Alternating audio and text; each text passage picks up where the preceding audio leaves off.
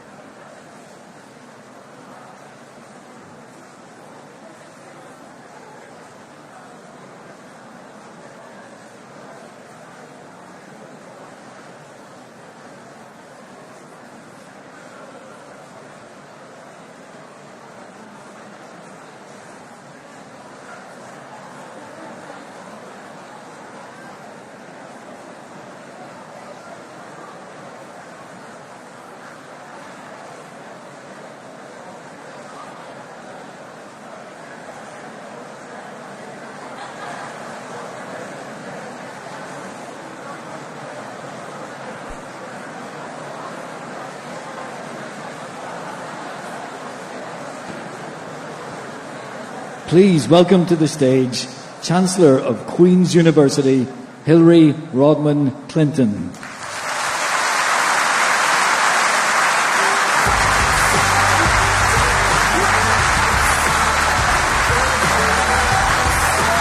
Thank you.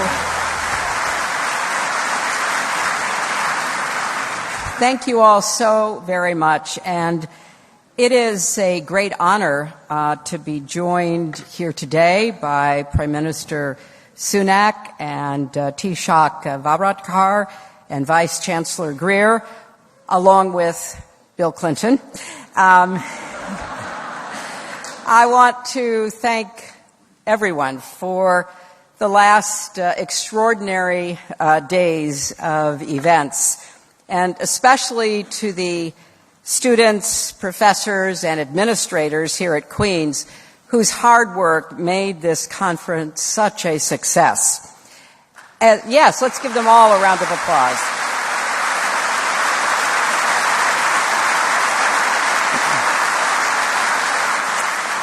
As you know, because this hall has been filled and so many have been watching on live stream. I've heard from people literally from, the United States to Singapore. We've heard from the architects of the Good Friday Agreement about the challenges they encountered and the solutions they built. We've had a chance to reflect on what has been achieved and to really honor all of the citizens of Northern Ireland who made the peace possible. We also recognize the impact of those who often go unrecognized, the many women of Northern Ireland who were crucial to the agreement's inception and its longevity. And on the second day, we discussed how to renew the commitment to peace and prosperity that was committed to 25 years ago. And now, on this last day, the work to reimagine the future of Northern Ireland is front and center. I just came from the very first shared campus in Northern Ireland at an incredible setting in Limavady, where the St. Mary's Catholic High School and the local high school are working together, where Catholic and Protestant principals, teachers, and students are learning side by side, playing sports, sharing ideas, and building that shared community that we all hope to see across the deep divides. I also was just stunned, because I've been to hundreds of high schools in the course of many years, that at the STEM school that is the center of the shared learning experience, largely as a result of the commitment and support of Queen's University to make it happen, I saw students literally building an airplane. I thought that showed the kind of commitment and imagination that we want to see across Northern Ireland. So I want to thank you all for being here and for your sustained commitment to the Good Friday Agreement. With that in mind, it is now my great pleasure to introduce our next speakers, both of whom have been strong advocates for democratic cooperation under the agreement. Ursula von der Leyen, the President of the European Commission, is the first woman to hold that position, and she has spent her career advocating for women's rights, public health, peace, and so much more. Charles Michel, President of the European Council, has shepherded the EU through regional conflicts, a global pandemic, and a very rapidly changing geopolitical landscape. It is now my pleasure to invite President Michel to the stage.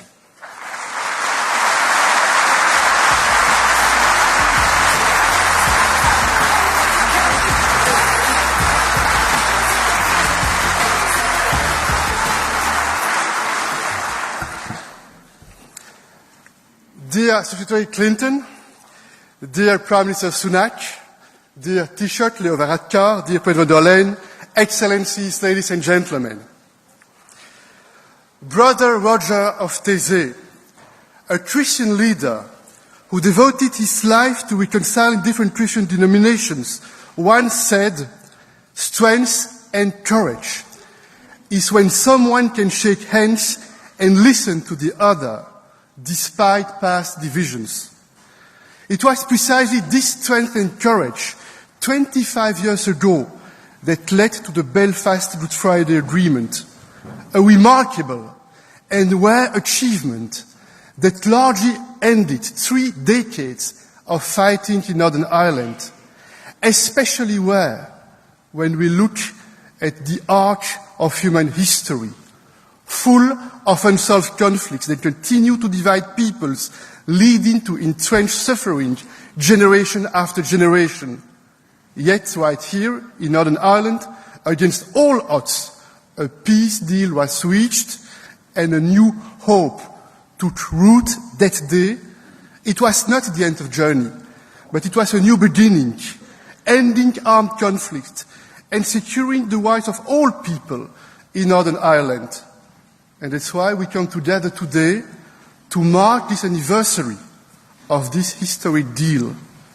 It's our duty to keep the spirit of the Belfast Good Friday Agreement alive, just as it was born 25 years ago. We pay tribute, first and foremost, to the people of this land, the countless unsung heroes, yes, I call them heroes, the visionaries who imagined a society reconciled with the past and able to look to the future, a future forged in peace, free from violence. All the people of this land willing to embark on a journey towards reconciliation. The politicians, the treaties, the agreements, they are all crucial to the process. But it's the will of the people that's the steely backbone, the vision for what Northern Ireland can be. Thousands of unnamed people over many years worked to unlock this agreement in politics, public life, religion, civil society. The full story of this peace agreement cannot be told without acknowledging their brave contributions. Without the will of the people, the Good Friday Agreement would be just another paper in the Museum of Failed Peace Deals. And I'd like to pay a particular tribute to the women of Northern Ireland, like Betty Williams and Maureen Maguire. And of course, we can never forget the enormous contributions of the visionary leaders like John Hume, David Trimble, Bertie Ahern, Tony Blair, Bill Clinton, George Mitchell, and so many others. Their efforts, your efforts, ensured that the people's will did not fall on barren ground. So today, we must protect the gains of this agreement and stay true to its principles of peace, respect, tolerance, because this is the best way to knit together a society that's stronger and more united on a land that's shared together. Ladies and gentlemen, dear friends, in the European Union we also know the importance of the strong backing of our citizens. Without the support of the citizens, our union would not have seen the light of day. Enemies who once fought each other on European soil agreed and decided to create shared institutions on that very same soil, to work together, to build trust and mutual understanding on a path towards reconciliation.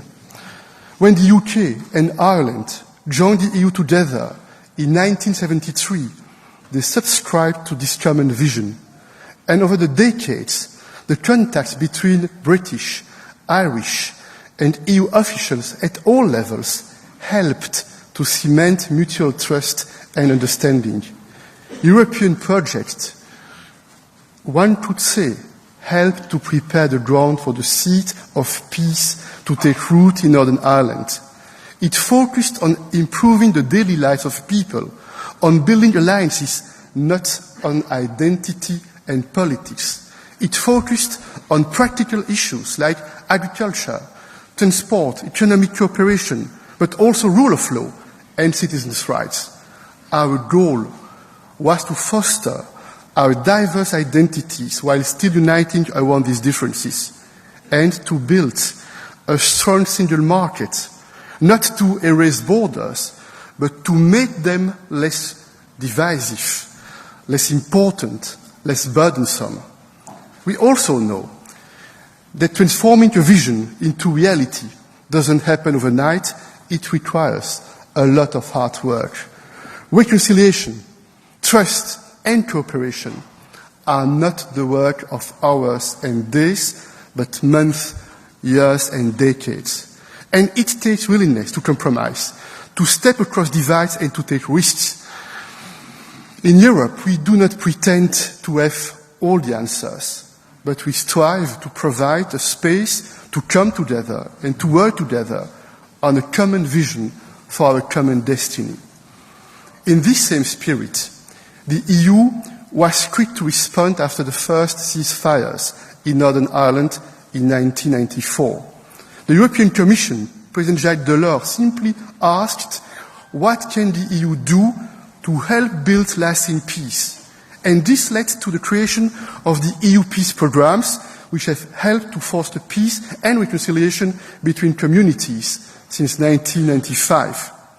The EU has also contributed to a range of infrastructure projects, like, for instance, developing the successful waterfront area here in Belfast, and many social projects, including those aimed at victims of the troubles on both sides of the Irish border. Ladies and gentlemen, in the EU, we remain fully committed to fostering peace and reconciliation in Northern Ireland. It's no secret that the United Kingdom's sovereign decision to leave the EU posed serious new challenges. For instance, the complexities at the border. For the EU, our main goal has always been to make sure that Brexit does not undermine the Belfast Good Friday Agreement, and that it does not resurrect the borders and the divisions of the past. And that's why we have always worked to build trust, to find collective and, at times, imaginative solutions, and to move forward in a way that listens to and respects the communities in Northern Ireland. The recently agreed Windsor Framework does precisely that. It provides a good opportunity to build a more positive and stable relationship between the EU and the UK, to work better together, to build trust together, anchored in our shared interest and our common fundamental values. I think it will provide greater certainty and predictability for the people and businesses in Northern Ireland. It is you, the people of this fine land, that must decide your future together. This is the only way to build a stable and prosperous future. Ladies and gentlemen, your country has changed beyond recognition over the last quarter of a century. Today, you have peace in Northern Ireland, and you have something more, something that can only be achieved through peace. You have greater prosperity, and for this reason it has become a model for solving other entrenched conflicts across the world, some of them in Europe. The Belfast Agreement also represents the product and the high point of another era, an era when the values of liberal democracies were preeminent in the world. In the past 25 years, the world has changed dramatically. The September 11th attacks, the wars in Iraq and Afghanistan, the global economic crisis, the climate emergency, COVID-19, and now Russia's war against Ukraine, where we see the tragic consequences of war. In these turbulent times, two great allies, like the United Kingdom and the European Union, we need each other more than ever. We stand together. We stand together to tackle common challenges like climate change. We stand together to uphold human dignity and human rights. In this increasingly dangerous world, Northern Ireland and the Belfast Good Friday Agreement are a powerful symbol of what our shared values can achieve. Let's continue to build on this unstoppable belief in the potential of peace, for more freedom, more prosperity, more democracy for the people of Northern Ireland and for all people across the world. I thank you.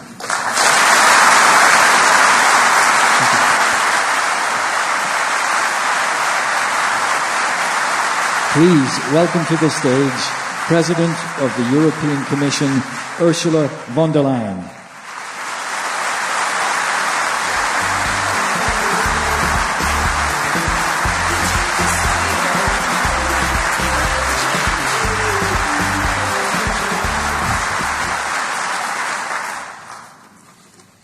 Prime Minister Taoiseach, Chancellor Clinton, President Michel, distinguished guests, ladies and gentlemen, dear friends.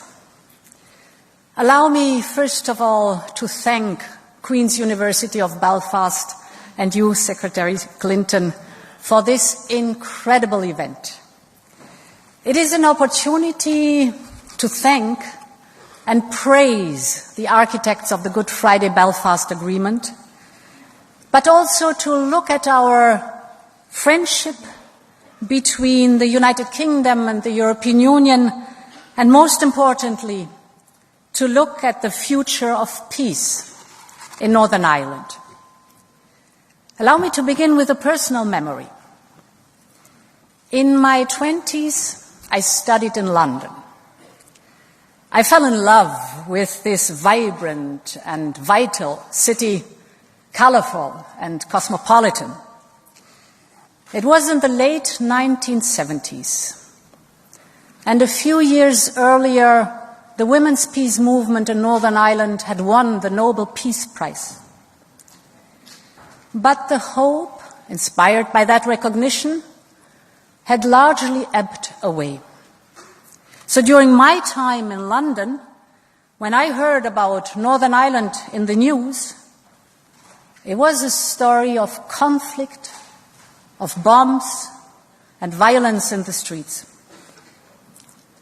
Today, my children are in their 20s, and they have learned a completely different story, a story of reconciliation and hope, a story of economic and social progress. For young Europeans, Northern Ireland is today a cool place. It's a place of music, film sets, and stunning landscapes. This brighter reality is only possible because on Good Friday, 25 years ago, the leaders and the people of Northern Ireland decided to plant a seed in soil previously stained with blood and tears. And it is the seed of peace and possibility for new generations, which has been growing defiantly ever since. Today we pay tribute to all those who planted that seed. We thank the visionary leaders of all communities in Northern Ireland, the United Kingdom, and Ireland, who believed that while history shapes people, people can also shape history. And this is what happened ever since. The people of Northern Ireland have shaped a new history. Of course, decades of troubles are impossible to forget. The past cannot be rewritten. But writing a new present and future is always a possibility. And that is exactly what the people of Northern Ireland have decided to focus on. Being the master of your destiny. It is in this mindset that my first meeting with Prime Minister Sunak took place. It was at the United Nations Climate Conference in Egypt at the end of last year.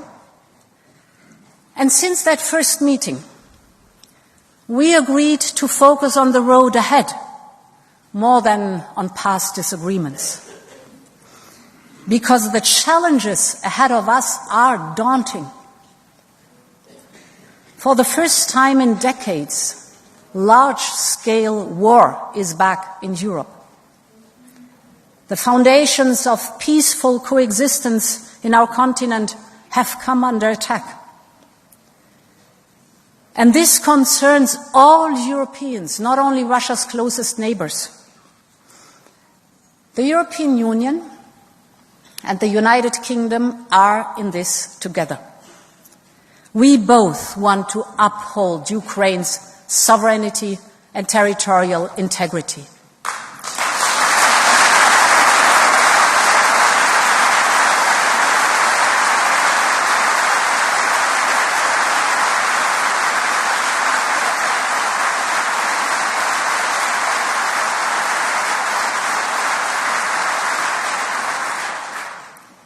We both want Russia's aggression to fail, and we both want to restore a just peace in Europe.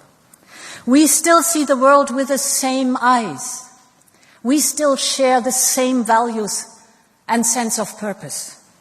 We still believe that peace is precious and can never be taken for granted. And I'm particularly grateful to our British friends, not only for their unwavering support for Ukraine and European security, but also for the determination, on that occasion and ever since, to overcome our differences and find workable solutions to the challenges that arose after Brexit. The Windsor Framework is a new beginning for old friends. It turns the page on years of division and dispute. It is an opportunity to set our sights on the future of our partnership and to focus on what brings us together. As President Biden said last week, the dividends of peace are all around us. Northern Ireland's GDP has more than doubled since 1998 and could increase by a further 50% over the next decade. New private investments are driving activities like fintech and cybersecurity. And more investors are now eyeing at Northern Ireland. This is a unique opportunity for Northern Ireland. There is so much we can do together with wisdom and vision. The same wisdom and vision that the leaders of Northern Ireland have already shown over the past 25 years. There are so many that deserve special recognition, like John Hume and David Tremble, who were key to reaching an agreement. Allow me to refer to one example, to someone who 25 years ago did not agree with the text of the Good Friday Belfast Agreement. I'm talking about the Reverend Ian Paisley. Yet, less than 10 years after that Good Friday, Ian Paisley became Northern Ireland's First Minister, working under the St Andrews power-sharing structures and working with a Deputy First Minister, Martin McGuinness, who used to be one of his staunchest foes. This is one of the miracles of the Good Friday Belfast Agreement. And the journey of Ian Paisley mirrors the journey of thousands of people on this island. History now calls on today's leaders to embark on a similar path and to shape together the future of Northern Ireland. Ladies and gentlemen, the future of Northern Ireland belongs to its people. Only you can make the seed of the Good Friday Belfast Agreement continue to grow and to flourish. Only you can take the next step on the path of prosperity and possibility. And let me borrow the words of a woman from Northern Ireland called Anne Patterson. She gave birth to a baby girl just minutes after the Good Friday Belfast Agreement was signed. And with her husband, she decided to call the baby Hope. And today, she says, and I quote, "Peace is a process, not an event. Everybody is responsible, and change begins with yourself." End of quote. She is so right. I can reassure you that we, the European Union, will continue to do our part and to accompany you on the path of peace and prosperity. Today, my grandchildren are toddlers. What Northern Ireland and the whole island of Ireland will look like when they are in their 20s depends on all of us. But the ultimate choice lies with you, the people of Northern Ireland, to shape your history and that of the next generation. The gateway to a bright future is open. All you need to do is walk through it. Thank you very much.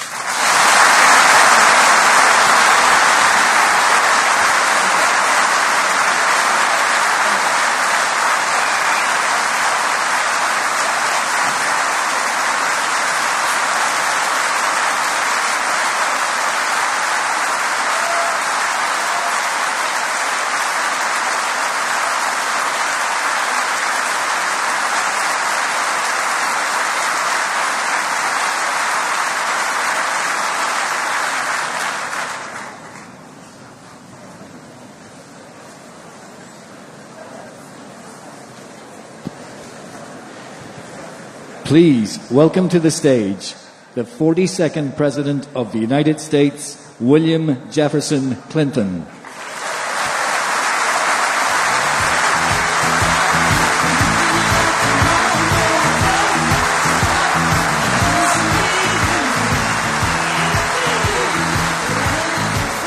Thank you very much. Thank you very much. I have been here so long that I am reliably informed that I will owe taxes if I'm not gone in 48 hours.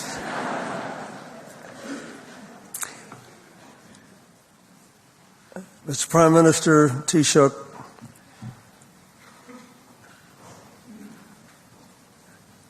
I got to hear President von der Leyen, all distinguished guests, and thank you, Bertie Ahern, for sitting through one more talk of mine. And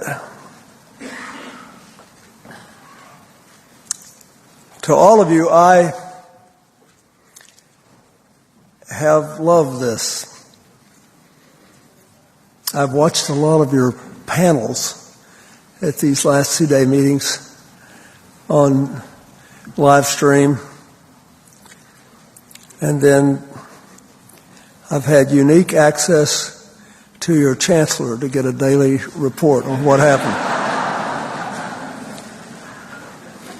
I thank her and Vice Chancellor Greer and all the people here at Queen's for making us all so welcome.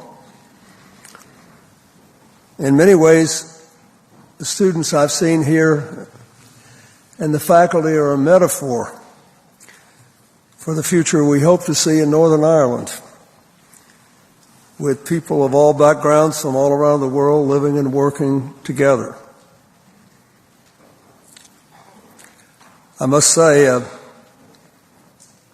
I heard the panel in which the representative from the Alliance Party got off, I thought, the best one-liner I'd heard about the purpose of government. They do, after all, hire us to do jobs.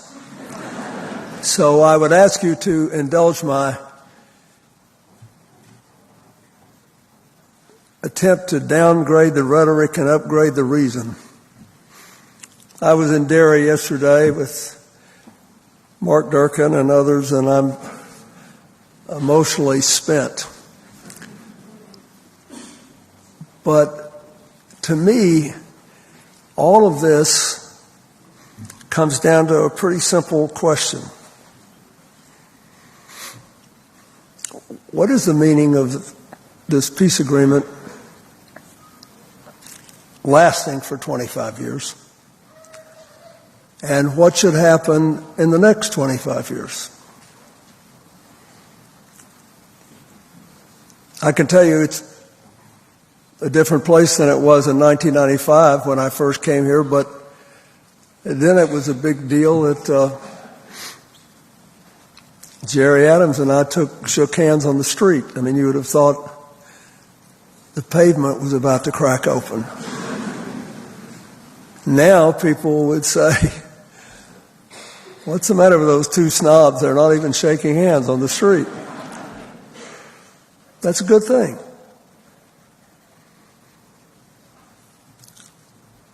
But it's lasted 25 years. Most peace agreements fall apart in less than a decade. That's worth remembering. So first, why did it last? It lasted, I think, because the people demanded it. It lasted because the process was really good, and Senator Mitchell did a brilliant job of leading it and negotiating it. And the parties knew what they really needed, which was knowing that they all would have a voice in the future of Northern Ireland, and it mandated cooperation. It forced it in a way that few agreements do. There would be renouncing violence, shared decision-making, shared economic benefits. Prime Minister Ahern gave up the Irish constitutional claim to the counties of the north, and in return the agreement said that this area would have special relationships with the Irish Republic while maintaining its presence in the United Kingdom. And it worked. Except when it didn't, when the government went down. But that was a perfectly predictable result. Because whenever you make a big deal like this, and people have to compromise, and everybody wants to compromise, then they wake up the next day and a certain number of people who almost always vote in elections have buyer's remorse. And they say, oh my God, what did I just agree to? So that helps people who are perceived to be stronger and will bargain harder. Then it makes the governments more vulnerable. So we went through periods of the government's going down and up and down and up. But now, the government's been down a long time, and a lot of efforts have been made to get it back up. And this Windsor Agreement seems to me, anyway, as an outsider who cares very much, it's about the best deal you could get to split the baby, to allow the benefits of access to the European markets and the necessity of access to the UK market to be reconciled in a way that will permit the best of both worlds. Something that, as far as I can tell, nobody else with this kind of access to the EU has in their domestic market. I don't think there's anything quite like this. So do I hope it will be enough or that it can be tweaked a little bit? I certainly do. Because no matter how good any deal is, how much endurance there is, what really matters is how long it has a hold of people's imagination and trust, and whether the people who are in positions of power and influence will always do what's best for the people. Look, this was a hard deal. In Derry yesterday, we honored the memory and the families of John and Pat Hume and David Trimble. I wish they'd lived to this day. Lord knows they took enough licks.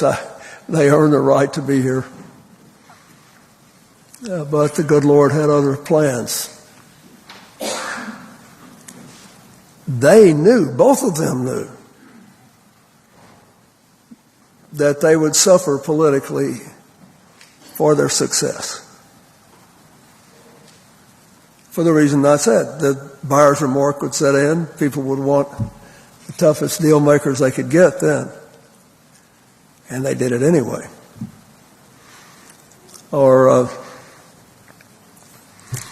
And Seamus Heaney's memorable words, they walked on air against their better judgment. And if they were here today, both of them would say, I'm glad we did that. Some things are more important than the next election.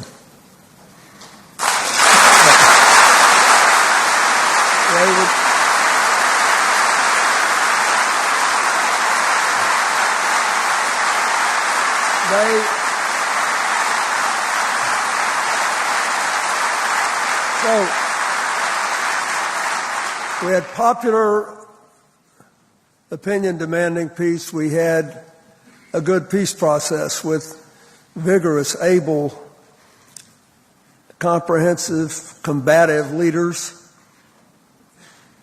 and a great manager in George Mitchell. And we had organized support from important areas. There's a lot been made about the importance of women's groups here, and some of you, including your chancellor, have been on this for a long time, going back to the time of the peace process. But again, there's data that supports that. We know that peace accords are 35% more likely to last at least 15 years if women participate in the process. And now,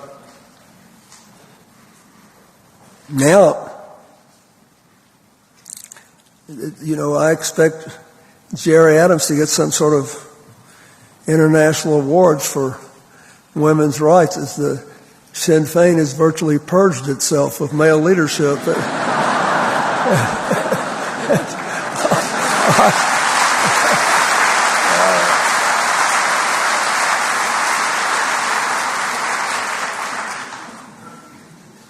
We're laughing about this, but it's important. The young people are important too. They were always in the right place here, most of them. The kids that introduced me at Mackey's plant way back in 1995, down to the students that I meet in 2023. Not only on campus, it's walking the streets, just talking to people. And that's the last point I want to make. One of the real problems with people like me who used to be something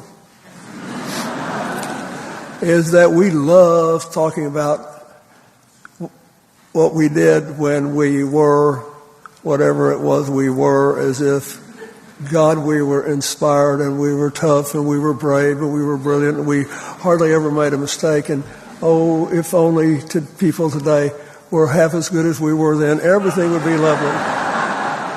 That's the biggest load of bull I ever heard in my life.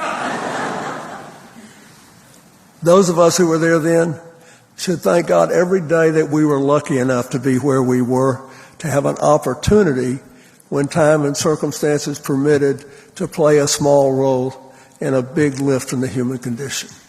And that means,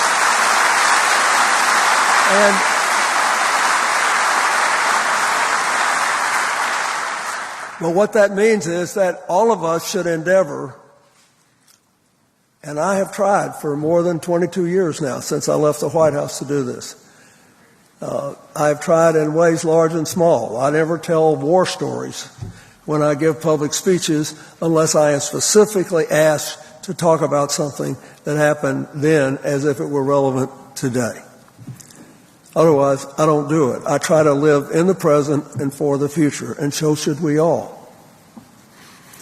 And that's why I'd really enjoyed, as much as anything else in this conference, is listening to all of you who have physicians now talking about what we should do. But I do think the people that I was privileged to work with, Bertie and Tony and their predecessors, I still remember Albert Reynolds. When I asked him, I called him, I said, think I ought to give Adams a visa? He said, I do. I said, why? He said, blah, blah, blah. He gave me the reasons. And I said, I'll probably get the hell kicked out of me. He said, you will. But you should do it. I was lucky that I had people to talk to from the beginning who talked straight and shot straight. What is the future about? The future is about, now that I think the biggest roadblock to that Brexit posed for Northern Ireland's political and economic future has been dramatically mitigated, is to figure out what the heck else is practically at issue here. Not rhetorically, not ideologically, practically at issue. What else needs to change to protect that day-to-day legitimate pursuit of making a living and deal with it? But this whole deal was never supposed to be an engine of obstruction. The agreement was never supposed to be used to make sure there could be no self-government, to make sure people should give up on it. And we know what the votes were in the last election. We can add them up. There are allocation of seats in the parliamentary body, and it's time to get the show on the road. And I think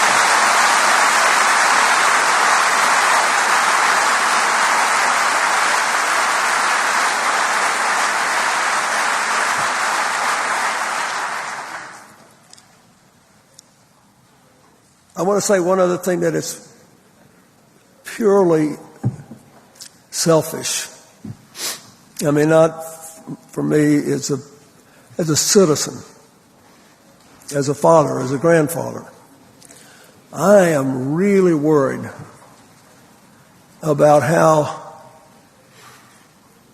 politics has drifted away from serious issues that affect people's daily lives into identity issues which are subject to infinite twisting and are the main purpose of them is to convince people that some of us are more human than others, some of us are more worthy than others, and that our differences matter more than our common humanity. And it's worked out better than I ever thought it could. I'll give it to the people on the other side. They've proved that if you just keep telling people long enough that infidels are at the gate and we're about to go to hell in a handbasket and all this stuff that goes on in the United States and lots of other places in the world, it's worked better than I thought it would. But there is a half-life to it, and people do get sick of it. And the basic decent humanity you see in almost everybody, person to person, eventually reasserts itself. The most lyrical description of it I've seen in modern literature is the end of Isabel Wilkerson's great book, Caste, where she's a widow and one of her two children has just died. She's been through hell. And her husband, when he was ill and knew he wasn't going to live long, had meticulously written out instructions for practical things. Who do you call if the plumbing fails? So the water was dripping in her basement, and she looked at her husband's notes, and she called the person. And the guy shows up, and for those of you who don't know her, she's a distinguished black academic at Princeton who's written a lot of wonderful books. And caste compares the caste system in India with the race situation in America. But it's really about modern life. So anyway, but the end of this very serious book is about her trying to get the water leak fixed in her basement. And the guy that shows up to fix the leak has got a MAGA cap on, one of the Trump Make America Great Again hats. And he looks at her, this very refined, elegant black woman, and said, "Where's the lady of the house?" And she says, "That would be me." She explains what happened. He goes down. There's water everywhere. He says, "Well, we got to move these boxes." And at first he makes no attempt to help her. And then he says, "I think this is not a water leak. I think something happened to your air conditioning. And we can't fix that." And, it's tending toward disaster. And then the guy's looking at all these boxes in the basement. A lot of you have boxes in the basement, don't you? And he sees these old pictures, some of them very old. He said, "Are these your family photos?" And she said, "Yes."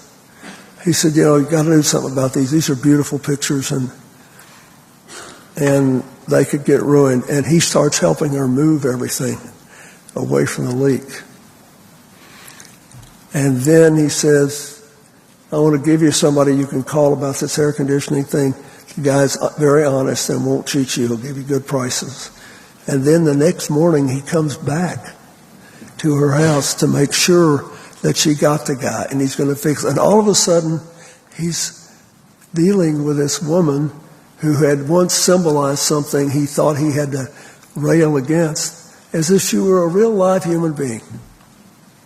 In other words, he's doing what all of you did 25 years ago when you started this. Living as a real live human being. When I was a little boy, my mother told me one day, I came home furious. And some thug had done something at school I thought was terrible. She said, Bill, he tried to make you mad, didn't he? I said, he did. He said, he did make you mad, didn't he? I said, yes. She said, anybody whose only goal is to make you mad is not your friend. So you can never stop thinking. You can never stop feeling. So look, I know what I would do. I think if I had some job in the British government or the Irish government or the Northern Ireland political system tomorrow, but that's not nearly as important as you doing it. Guys like me need to get out of town. I mean, they're already doing what they so often do, trying to spew resentment against us for showing up in the first place. Which I think is funny, because I think showing up in the first place helped you get to where we are now. But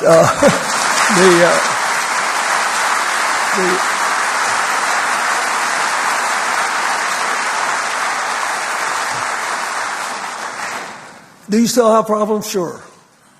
We need more economic growth. We need less inequality. You got some health issues you need to resolve. And you got to have a functioning government to do all that. And there are these other things out there. But I think that's what the British government wants. I think it's what the Irish government wants. And I know it's what the people outside want. And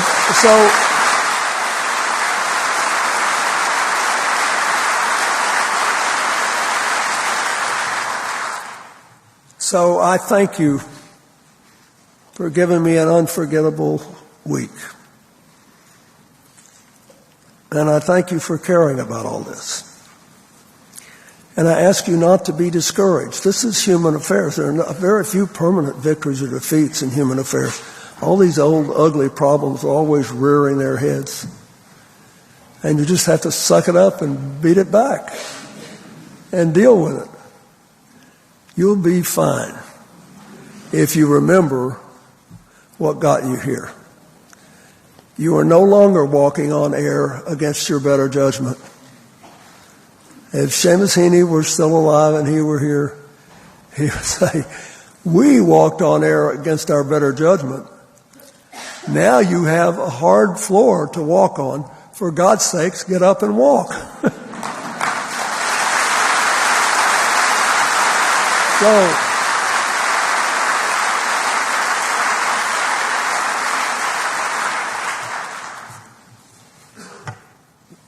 this whole thing has been one of the great blessings of my life. And I can't wait to see what you do with it. God bless you. Thank you.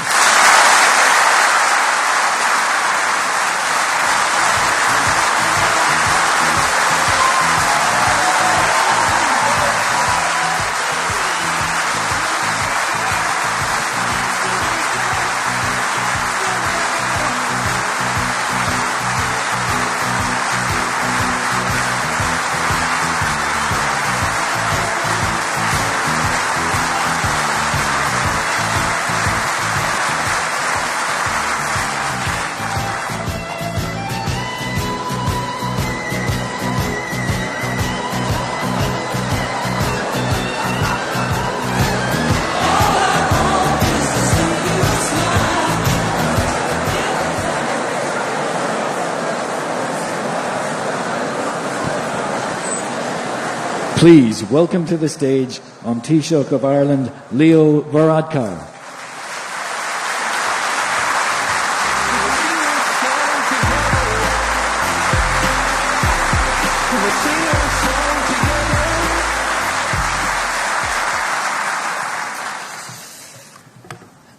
Díomh go léir, Tá an áiseach bheith anseo nniu an Óscoil Banrain i mé feirste agus gur míle mágat don curú a bheith anseo nniu leabhart live. Good afternoon, everyone. Secretary Clinton, President Clinton, a very hard act to follow. President von der Leyen, another very hard act to follow. And President Michel, University President Ian Greer, and honoured guests. First of all, my thanks to everyone here in Queen's for what has been a wonderful conference hosted over the past 3 days. I've had the opportunity to follow it from Dublin, to catch it on the news every evening, and it's been really worthwhile. So thank you so much to all the organisers for making this happen.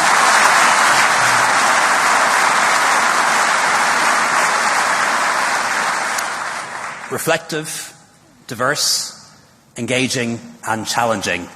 Everything that we'd expect from a university that has produced some of the finest thinkers, leaders and poets on these islands down through the centuries.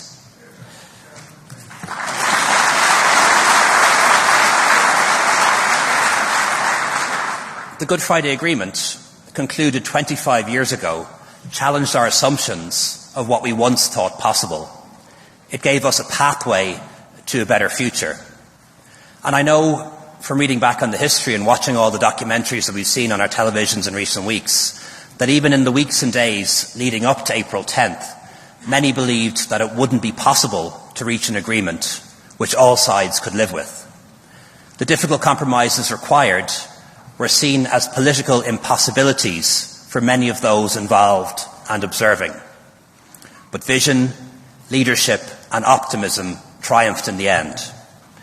Leaders defied assumptions about what was possible, and they also defied those in their own communities and in some cases their own parties who would have preferred to stay mired in conflict than avoid having to make concessions or compromises. They realised that to see their way to a better future, they had to reject the divisions and differences that had kept Northern Ireland in what seemed like an unresolvable impasse for many decades. I know these cannot have been easy decisions to make, and some paid a very high personal or political price. I know that earlier in this conference there was much reflection on the contribution made by the leaders of 1998, including those who we've sadly lost in the time since. They were the architects of that better future on behalf of all of us, and I pay tribute to them for what they've achieved. And as somebody who was, I think, 18 or 19 years old when the Good Friday Agreement was signed, I've had the privilege of living most of my life in the period since the Good Friday Agreement. And on behalf of my generation, I want to thank those leaders, those architects, from the bottom of my heart. Because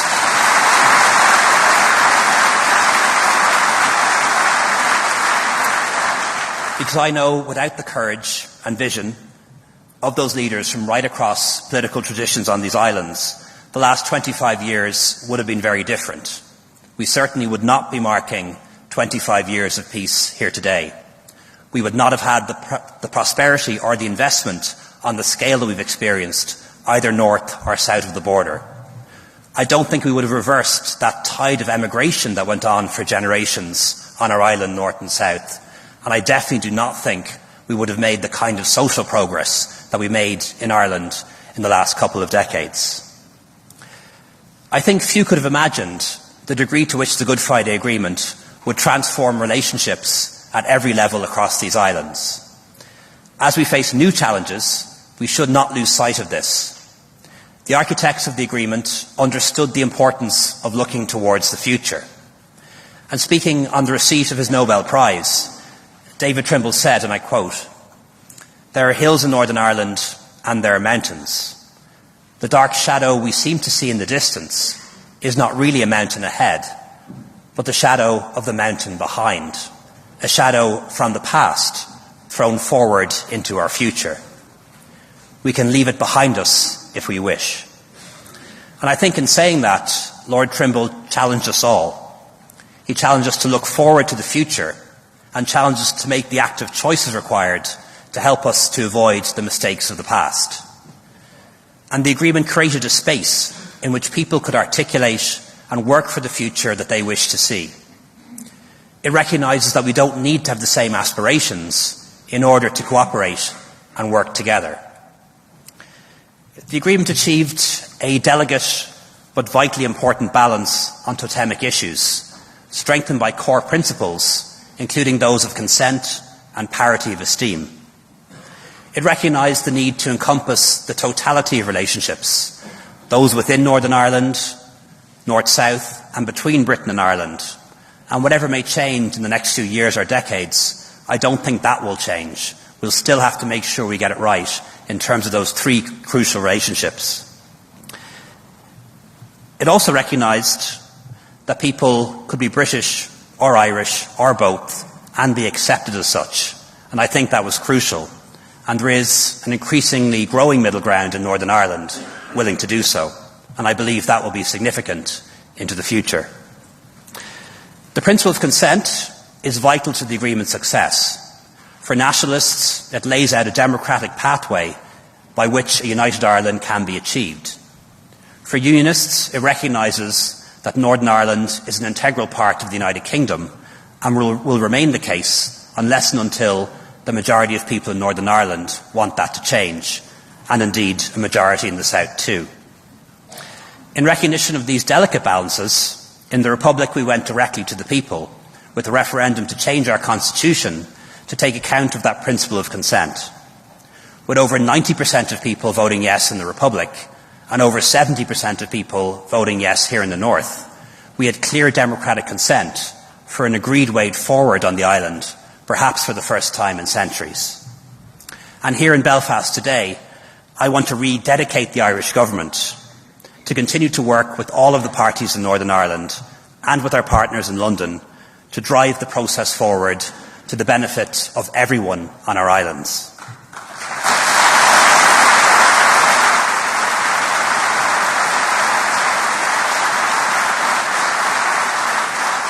And so, both governments have an ongoing obligation to honour and implement the agreement. And that's why I'm so pleased to be here with Prime Minister Sunak today, having a meeting later on here in Belfast. The peace process, I believe, has always been at its strongest when the two governments have worked hand in hand. And Northern Ireland works best when the two governments work together with an agreed strategy. A partnership approach, often based on difficult decisions, has been decisive in driving things forward at crucial points in the past. The 1985 Anglo-Irish Agreement, signed by Margaret Thatcher and Gareth Fitzgerald, the Downing Street Declaration, agreed by Albert Reynolds and John Major, and the Good Friday Agreement itself, and all the milestones that had followed, were only possible because of the joint approach from the two governments. And to quote the Prime Minister, the agreement was born of partnership together. And I believe we can make the Good Friday Agreement fulfil its promise for reconciliation and shared achievement. Colleagues, I'm particularly delighted that so many of our international friends are here with us today. While the agreement belongs first and foremost to the people of Britain and Ireland, it was built with the help of our partners from around the world. And we're so grateful that so many people in other parts of the world have an ongoing, deep and meaningful interest in what happens in Ireland. It's impossible to list all of the individuals that made their mark on our peace process, and I'm not going to try to do so. But if you just think of some of the countries that have made a contribution, the United States, South Africa, Finland, Canada, and indeed the countries of the European Union, just hearing that list evokes a roll call of individuals to whom we owe our deep appreciation. So I'm grateful to all of you, those with us and those who travel the journey of peace with us, for your support over the decades. It's not simply a matter of history. You've heard directly from President von der Leyen and President Michel earlier of their ongoing commitment to the Good Friday Belfast Agreement and to Northern Ireland. And last week, President Biden spoke powerfully in this place of his and the United States' ongoing commitment to peace and reconciliation on this island. And for that, we are truly grateful. And I know Special Envoy Kennedy's presence here with us today, and indeed for many days, is further concrete proof of this, a reminder of the opportunities that lie ahead if we reach together. The peace process has given us the opportunity to unlock these possibilities and to unlock new opportunities and new prosperity. And because of the peace and stability brought about by the agreement, now parts of all of our futures are being built here in Northern Ireland. Companies from around the world have come to Northern Ireland, creating jobs and prosperity. Indigenous enterprises flourished, and I believe that there is much better yet to come. A prosperous Northern Ireland benefits us all. The all-island economy has so much potential to drive growth to the advantage of everyone in Britain and Ireland. And I believe that the Irish government's Shared Island Initiative can play an even greater role, investing in the future of this island and here in the north, resolving issues that matter to people the most, and finding better ways to work together and understand one another. And this is something I'm very serious about. So we'll continue to engage with all communities and traditions on the island to build a vision for our shared future in an inclusive, constructive approach underpinned by the principles of the agreement. We firmly hope that the Windsor Framework will play an essential role in securing additional investment in Northern Ireland, as well as offering real economic benefits to communities across Northern Ireland. The framework has been welcomed by the business community, which has expressed a desire to move forward and take advantage of the opportunities and the certainty that it offers. A prosperous Northern Ireland is a place where people will want to live in, will want to make work, a place where young people will stay and return to. It's interesting to know that increasingly we see people from all parts of the world choosing to live here in Northern Ireland. The last census tells us that 124,000 people now living in the north were not born in either Ireland or Britain. That's extraordinary, and it's a positive and interesting thing in my view. It's also a testament to how far we've come, that so many people from other parts of Europe, and indeed from beyond Europe, have chosen to make Northern Ireland their home. But continued prosperity requires a functioning government, and public services need to be reformed, improved and invested in. And that's why I believe the people of Northern Ireland deserve a functioning Executive Assembly and North-South Ministerial Council, and we'll work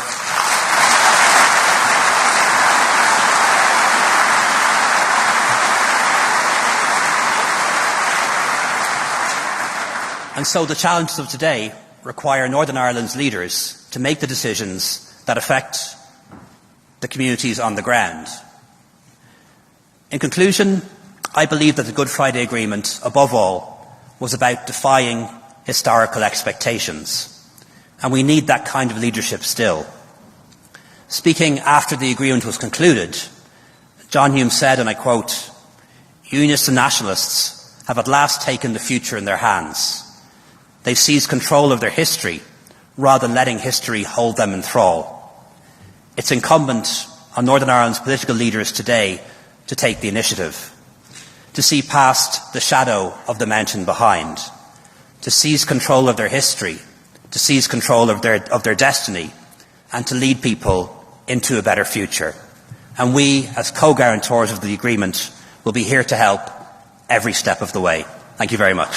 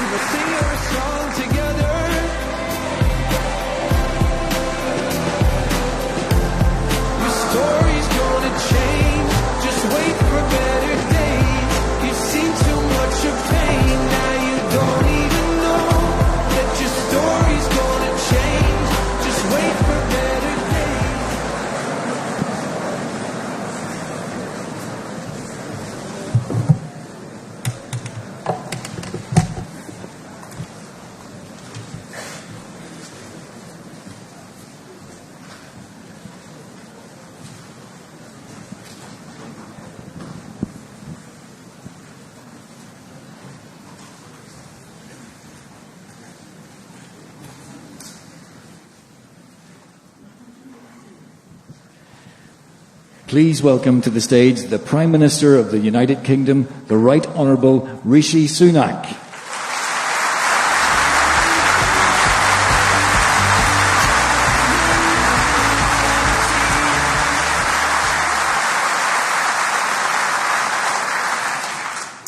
Good afternoon. The Belfast Good Friday Agreement will always be remembered as one of the most extraordinary political achievements of our lifetimes. Because step by step, faltering at first, people on all sides began to do things that were once unthinkable in the search for peace. But you don't need me to tell you that, because many of you in this room created it. It's humbling to be with you today, and with the people of Northern Ireland, who have endured so much. After 3 long decades where violence and terror were part of everyday life, a generation has grown up in a place that is vastly more peaceful, more prosperous, and more at ease with itself. Now, of course, we meet here today in circumstances that are far from perfect. But my argument today is this: the Belfast Good Friday Agreement remains the best and only foundation for peace and prosperity. And if we can take inspiration and instruction from the way peace was achieved 25 years ago, we can fulfill the true promise enshrined in that agreement. The promise of stable, devolved government, a prosperous economy, and a more united society. That's the future for Northern Ireland we must build.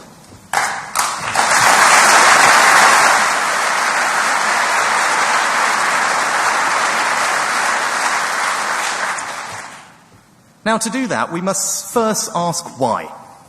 Why did peace talks succeed in 1998 when so many had failed before? Now, I believe that's because people on all sides showed courage, imagination, and perseverance. First, those who worked for peace had the personal courage to keep going in spite of daily threats to them and their families, and the political courage to take risks in pursuit of a higher goal. John Hume, over his entire career, never relented in his insistence on non-violence. David Trimble took enormous risks to do what he thought was right for the Union, and they were rightly honoured as the preeminent architects of peace with a joint Nobel Peace Prize. Gerry Adams and Martin McGuinness persuaded Republicans to join a constitutional power-sharing assembly. And, encouraged by the intensive efforts of Mo Mowlam, the leaders of loyalism also lent their weight behind the deal. Female leaders from the Women for Peace and the Women's Coalition worked so hard for peace. And Bertie Ahern showed the wisdom and statecraft to see the historic opportunity. At a critical moment, he recognised Unionist concerns over the proposed North-South arrangements and stepped back. Trimble himself, in his last public appearance at this university, just weeks before he passed away, embraced his old counterpart and thanked Bertie for giving him the space to act.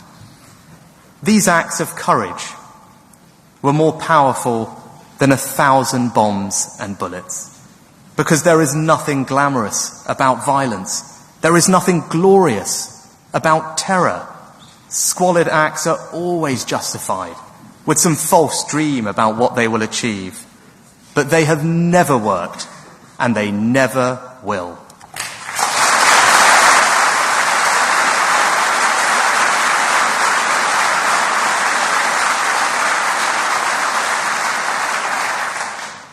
Instead, let us glorify moderation, romanticize respect, and make heroes of those with the courage to reject absolutes, not kill for them. Now, second, making peace required leaps of imagination to conceive of a system for power sharing between traditions, to design an agreement with 3 strands of equal importance, to enshrine the principle of consent so that Northern Ireland remains a part of the United Kingdom for as long as its people wish, while protecting the aspirations of those who seek a different future through peaceful means.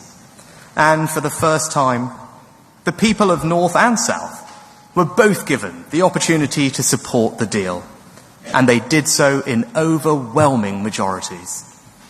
And let us never forget the crucial work after 1998 to build a broader consensus, helped by the leadership of Dr. Ian Paisley. And third, the peace took extraordinary perseverance. In the aftermath of the Shankill bomb and Greysteel massacre in 1993, many thought the peace process was over. But just 2 months later, John Major and Albert Reynolds delivered the Downing Street Declaration. George Mitchell persuaded all parties to sign up to the principles of democracy and non-violence, without which the talks could not have begun. And in the difficult final hours, President Clinton's timely interventions helped get the deal done. And whenever people walked away, Tony Blair sought to bring them back, always committed, always attuned to the concerns of all parts of the community. Together with Bertie Ahern, he showed us what's possible when the UK and Irish governments work together, a partnership I know will continue alongside my friend, Leo Varadkar.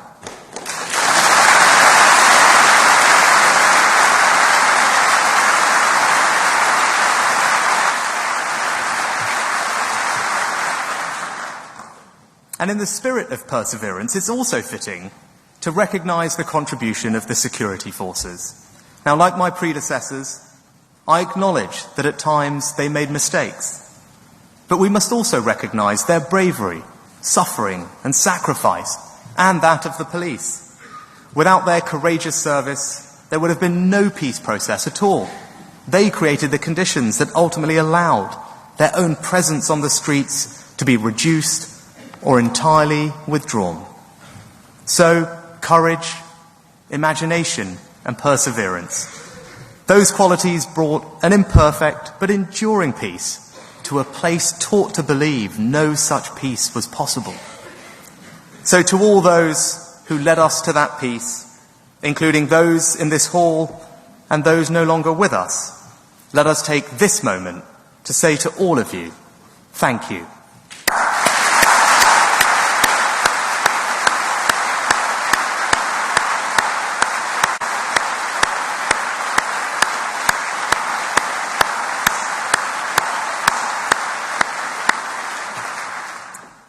Now, for those of us like me who inherit this extraordinary, even intimidating legacy, our challenge today is to fulfill the promise of the work that you began.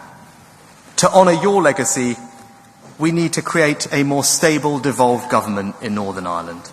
And that means getting the institutions up and running.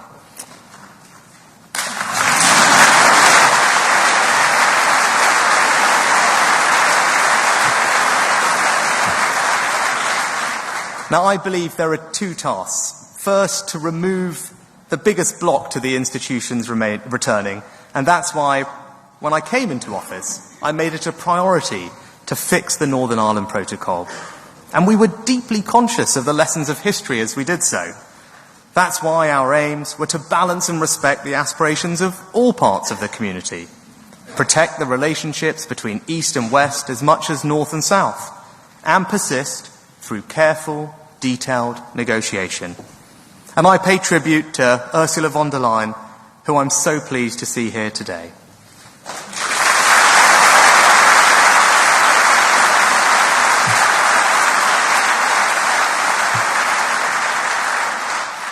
The Windsor Framework is a breakthrough moment.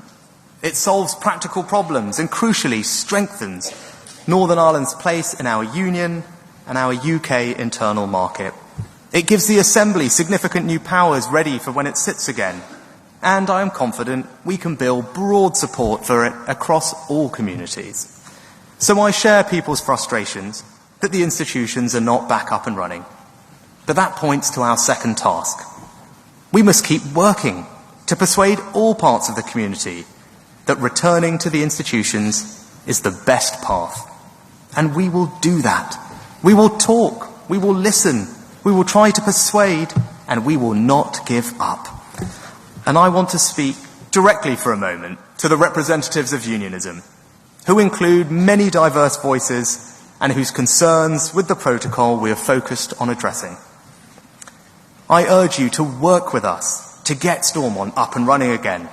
That's the right thing to do in its own terms, and I'm convinced it's also the right thing to do for our union. Now, I'm a proud unionist. We passionately believe that Northern Ireland is stronger within the United Kingdom, and the United Kingdom is stronger with Northern Ireland within it. But we must also build support beyond those of us who already identify as unionists. To do that, we have to show that devolved government within the United Kingdom works for Northern Ireland.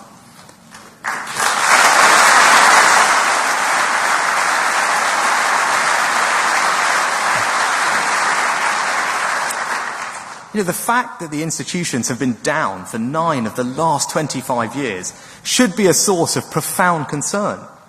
Over the long term, that will not bolster the cause of unionism. I believe that deeply. So we need to get the institutions up and running and keep them up and running. And let me also say to those who would seek to reform the institutions right now, I understand your frustrations, but history reminds us that nothing in Northern Ireland has ever been achieved by trying to get around one community or another. So any conversation about reform can only begin once the institutions are up and running again, and if it attracts widespread consent. The Belfast Good Friday Agreement left us an extraordinary and precious legacy. When we look back in 25 years from now, surely we should aspire for our legacy to be nothing less than this, that the institutions have been up and running for every single year.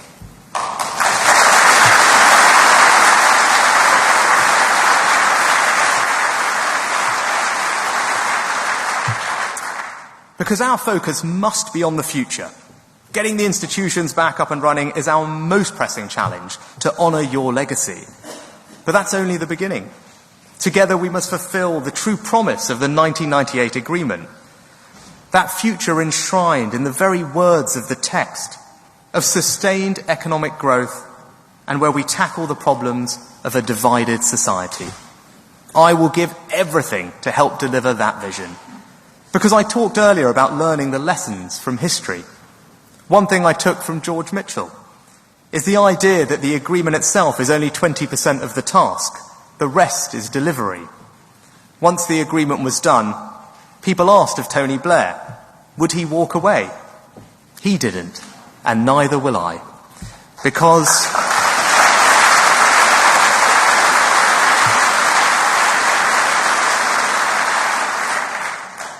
there is work to be done.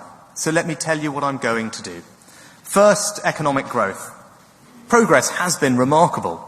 In April 1998, Northern Ireland had the highest unemployment rate in the United Kingdom. Today, it's the second lowest. But we need to do more. In 25 years, when we look back, I want to see that Northern Ireland has changed. From an economy too reliant on the public sector, to a thriving, dynamic economy built around the power and innovation of private enterprise. Now, I talk a lot about the idea of levelling up, about making sure young people can feel that they can fulfill their dreams and aspirations in the place they call home. That idea has particular resonance here in Northern Ireland. And we won't achieve it without a cascade of new investment to create jobs and opportunity. Now, that journey has already begun. Last week, President Biden came and told the world to invest here. Now, he didn't say that out of sentimentality. He said it because he can see the opportunity for American businesses and because of the enormous potential of this place. The potential of the people, resilient, ingenious, determined. The potential of your businesses, with world-class strengths in cyber, life sciences, financial services and the creative industries, and one of Europe's most thriving startup scenes. I know that journey to prosperity won't be easy, and we aren't there yet. But this is my commitment to you.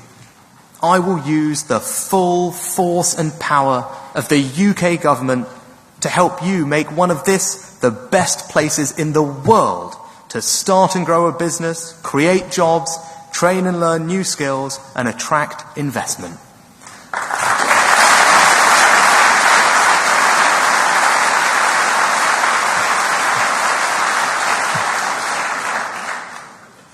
And just as we want to look back on a more prosperous, dynamic economy, so in 25 years, I also want us to look back on a more integrated and contented society. Of course, we cannot simply wish away those social realities that have been present for decades. The tragic loss of Lyra McKee and the attack on DCI John Caldwell remind us how far we still have to go. But people are already voting with their feet in the choices they make for their children's education and in their social and sporting lives. A growing body of the electorate does not define themselves solely as unionist or nationalist, British or Irish. A growing portion of people sample life in different parts of these islands but still return. And a growing number of local communities are signalling that their patience with thuggery is over. But there's yet more to do. In 25 years, should not the poisonous grip of the paramilitaries, those gangsters and drug dealers who wrap themselves in the fake cloak of legitimacy, be broken once and for all? In 25 years, should not a fragment of a peace wall be nothing more than a stop on the tourist trail? And in 25 years, should integrated education not be the norm rather than the exception?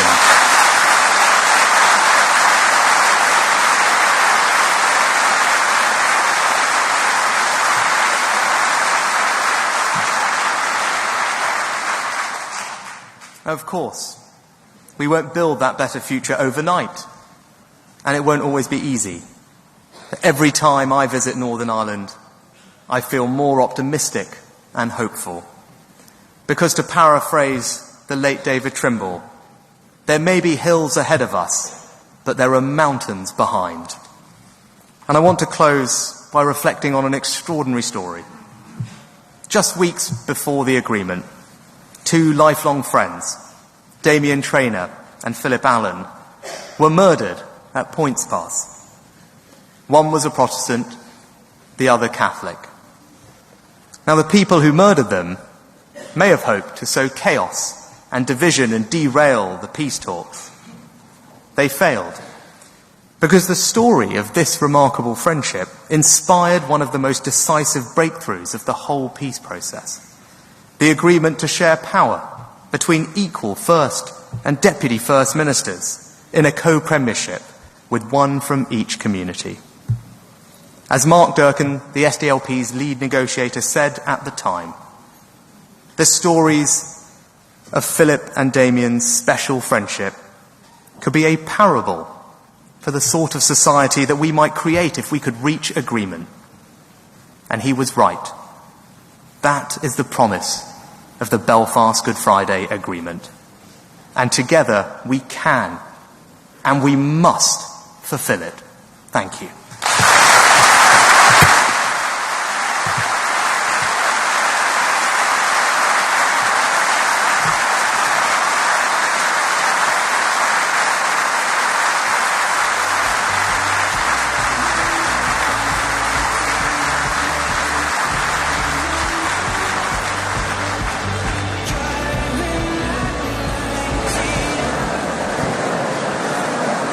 Please welcome to the stage President and Vice-Chancellor of Queen's University Belfast, Professor Ian Greer.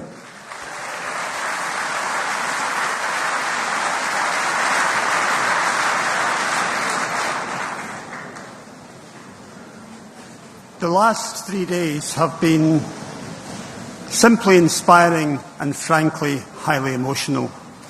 It's been fantastic to hear not only so many different perspectives on the opportunities that we have here in Northern Ireland, but also the impact that we have on the global stage. This afternoon we've had the chance to hear from so many leaders, all of whom inspired us greatly. Their very participation emphasised the importance that we have here in Northern Ireland to them and their communities. Over the last 3 days we started by reflecting on the last 25 years. Building on the peace that flowed from the Belfast Good Friday Agreement. And today we focused on the opportunities for the future. A recurring theme has been the importance of collaboration, the importance of partnership. Thanks to strong relationships, to strong partnerships, Northern Ireland is already a vibrant society. While there is still much to do and many bridges yet to cross, there are significant opportunities ahead, as you've just heard. By working together across universities, business, communities and government, we can create that quadruple helix that forms a virtuous spiral of growth and success. It's clear from every session throughout this conference, Agreement 25, that there is a collective determination to collaborate to make life better for everyone here in Northern Ireland, and Queen's is fully committed to that agenda. So we conclude we conclude Agreement 25 today with much hope. Hope that together we continue to drive forward an inclusive agenda of positive economic and societal change. So thank you again to all our speakers and panel members. Thank you to you, the audience, for your contribution, which was immense. Thank you to Team Queen's, which took an aspirational vision and turned it into reality.